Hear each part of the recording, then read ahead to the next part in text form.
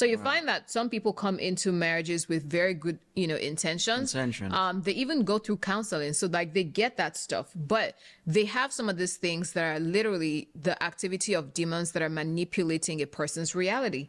So even when you have the best intentions, when you are a good person, that's part of what these spirits do, is that they put you in a situation where you become compatible with their oppression in your life. And so if like Damola Hello there and welcome back to our podcast. This is the Tribe of Marketplace Ministers and we are your hosts. I'm Amy and this is Damola Adelakun. Okay, so this week we're going to be covering a topic that I think is extremely interesting. And I think if you're single, even if you're married, I think this would be an episode that you can get something from. So it's going to get a little deep. So if you're not really in for the deep stuff, you might, reconsider if you're on the right podcast or if you're watching the right video. But we're going to talk about topics, basically falling under that broad category of what we have called premarital healing. Okay, so we're going to go into things like premarital counseling, premarital therapy, and premarital deliverance, right? I know that last one is one that's not very popular and people don't really, pay much attention to it, but I think it's important that we explore that. But we're going to talk about what it means and how these things really matter as you prepare for your new marriage, your new family. And I'm going to have Demla start us off. And I do have a question as far as the premarital counseling goes. Okay. Because I know many times when people talk to us and ask us like, well, first of all, we have been married over 10 years, okay? Just want to put that out there. But many times when people ask us about like, how we've like made it this far or what's really helped our marriage, we're very quick to tell people the impact of the premarital counseling that we had on us. So I want to hear your thoughts because I think there are people who think it's important and there are people who think like it's just something to do. Like maybe your church mandates you to do it. So you're like, let's just get it done. But what are your thoughts on premarital counseling? How important is it? I don't know how other churches do it, Amy, but going by what we had, anybody who recommends counseling for you loves you truly. It was the best thing that we ever did. Right. And I can't overestimate or underestimate the role of premarital counseling. Absolutely. You need to get counseled because you don't even know the terrain you're stepping into in the first place. You don't have the experience. Like they say, marriage is that place where you get the certificate before you get the training. Before you begin. Before you begin. So for that reason, have someone that is seasoned in marriage. I think my pastor, when he gave us the counseling, had been married for 30 years. So he was well licensed, well qualified to give us experience, his knowledge. Listen, it made all the difference. Yeah. And I think what really made that session very impactful was one, he was coming with obviously that experience as a seasoned minister, right? So that's his depth in the knowledge of the things of God as much or as well as his exposure to other marital issues that he's had the chance to see in the course of his time as a minister. And then he also brought in his own experience, right? Like being married for as long as he had been married. And all of that really it really showed in the depth. It did. And value of what he was able to share with us during that time. And we were privileged to have it like one-on-one. I don't know if many churches do a one-on-one counseling, but we were very privileged to have his time one-on-one. And I remember that I would actually have to drive from out of town. Absolutely. Because I lived in Charlotte at that time and we were long distance. And I thought he would just be like, oh, that's fine. Let's just, get on Skype because Skype there was Zoom no something Teams like then. that. There was no Zoom then. Okay. I thought, and it was like, no, you will drive here for the sessions. And at that time I thought like, okay, that's kind of harsh, but I do see why he wanted that because he didn't want it to be where you could just be maybe distracted, but he also wanted it to be that investment. Like if you are serious about like tying your life to this man's life, then this is a small price to pay to ensure that you have the right foundation in place. Plus, I was his golden boy, so he wanted to make sure. He was the pastor's right-hand guy. He was like literally, he was the pastor's second in command, if you will. But truthfully, that counseling was instrumental in our foundational years. It was. You see, many couples are in love, but you're not in counsel. You may be in love and love each I other, love that. but there is a counsel of the Lord that stands. And you may not have that experience. You may not know how to navigate tough areas. And it's very important to not just be in love, but to separate the love Exactly. and be objective. Can you build a life together with this person? Yeah. So it's very important. That's very true because I think it's when you talk to people who are experienced, they will tell you like love does not build a marriage. Like love does not sustain a marriage. It's important, right? It's a vital ingredient, but it's not the basis on which you actually try to build a family. It's just not. There's a lot more that goes into a marriage, a successful home, than just love or having feelings for a person. Because many times, even what we, say is love, like, oh, I'm in love with that person. A lot of it for many people is in the realm of feelings. Right. It's in the realm of feelings. And it's that situation where it's like when the storms of life hits, you then have to wonder if what you have is really, enough to help you get through those seasons of life. So Absolutely. yeah, I think with counseling, it basically loads you with a lot of the wisdom that you're going to need to merge two lives together. Right. So, That is it. how do you think that helps a couple? So, first of all, you're coming from different backgrounds.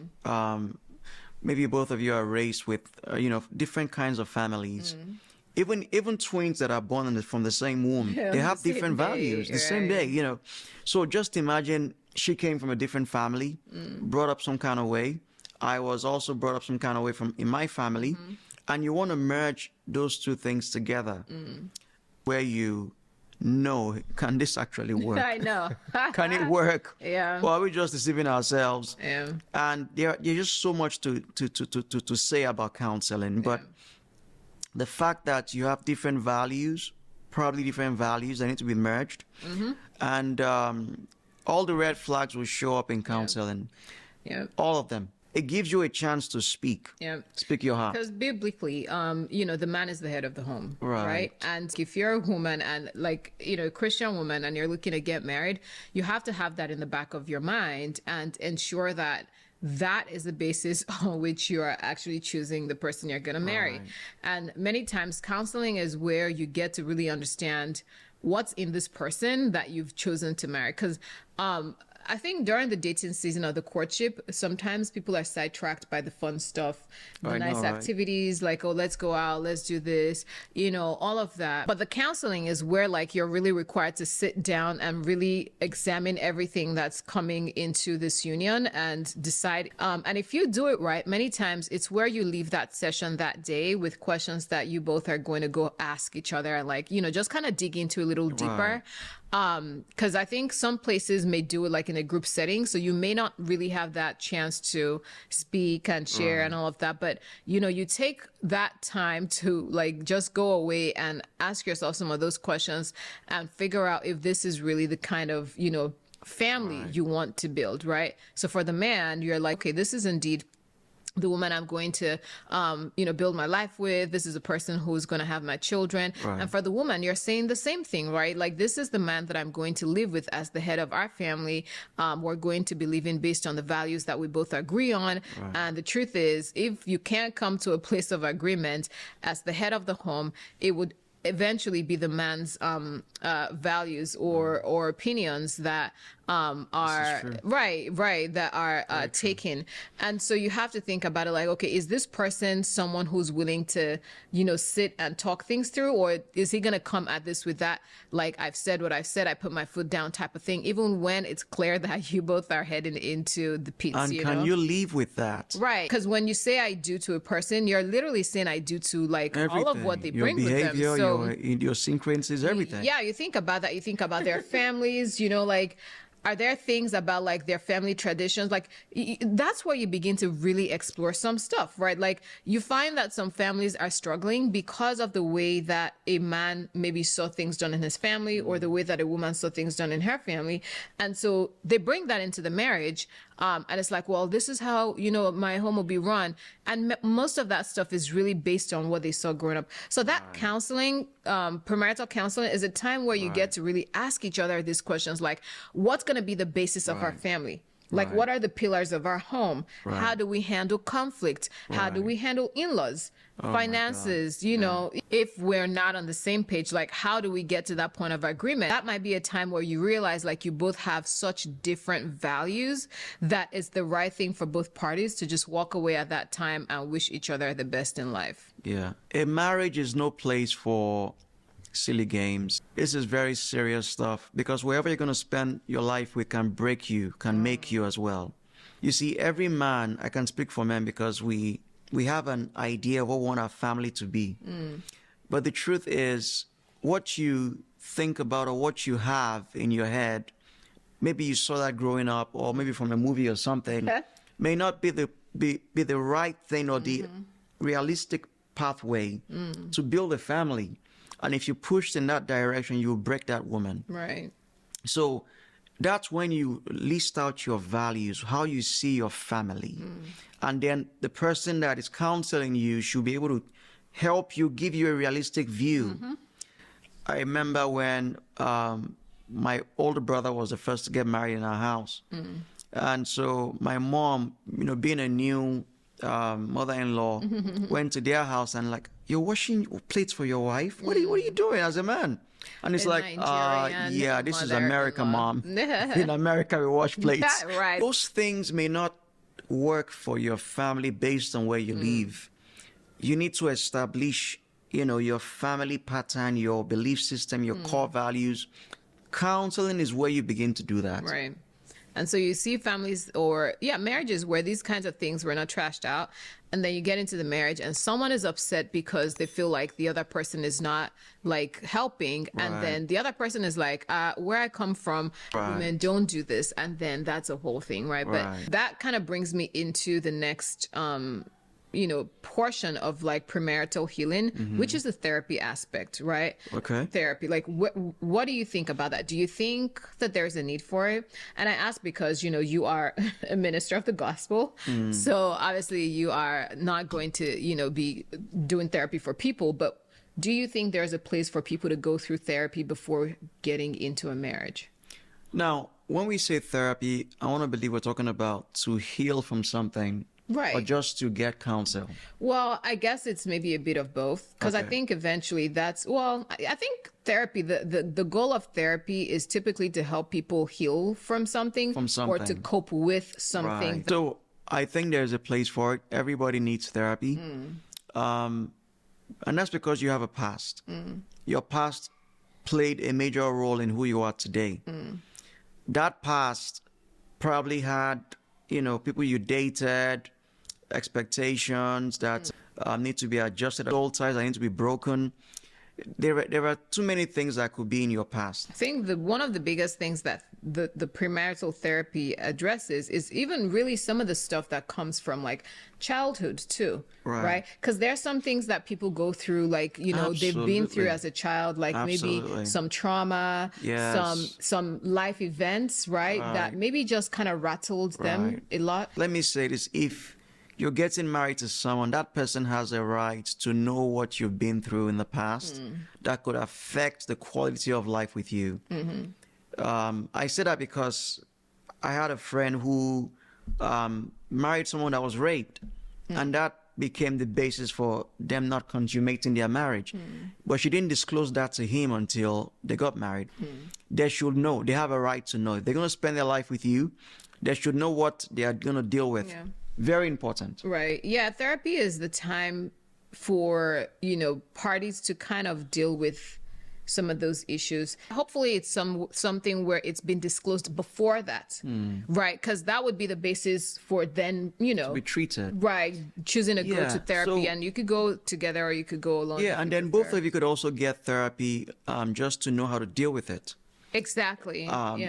But I would love to see where therapy also deals with the expectations to be someone's husband or wife, or even be a father, because people don't have they don't adjust their mindset. So a person can get married because he's of age, of marriageable age, and has found a good-looking woman to do that with, and then they continue patterns or behaviors from their youthfulness. For instance, it should not be told to you twice that when you get married, your home becomes your club. Why are you still going out with the boys every Friday, every weekend? I think either counseling or therapy must address these things. I think counseling is where like some of this stuff is addressed, right? Therapy Very is important. where if you're struggling with these things, then they kind of walk you through some techniques and Vices strategies. like drinking, Exactly. smoking, So whatever that's it is. right. So I think counseling is where you surface up those issues and then get the help that's needed.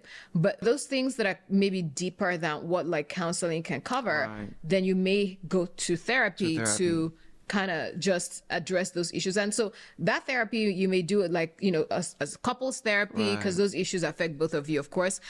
Or it may be where, you know, each individual needs to go through their, you know, own therapy to deal with some of that stuff. So for example, maybe in the place of counseling, you realize like that you both have such different values. And you see the way that a home should be run very differently.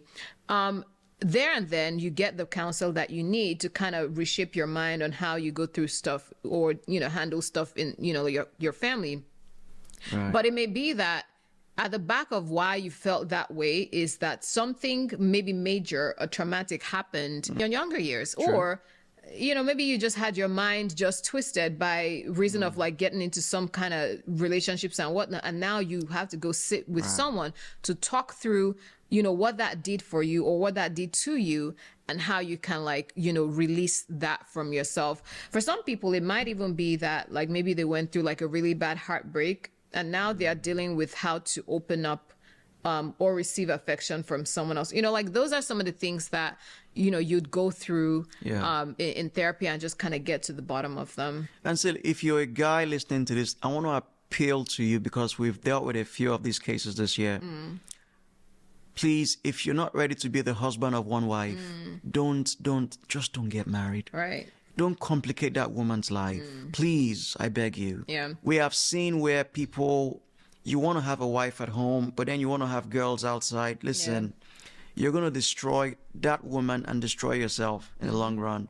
If it's not out of your system, just don't do it. But it should not even be in your system in the first place. Right. Just wait on God to work it out of you, but don't bring that on a more burden serious and put note, on don't do woman. that. It's unfair. It's really unfair. We are addressing marketplace ministers on this podcast.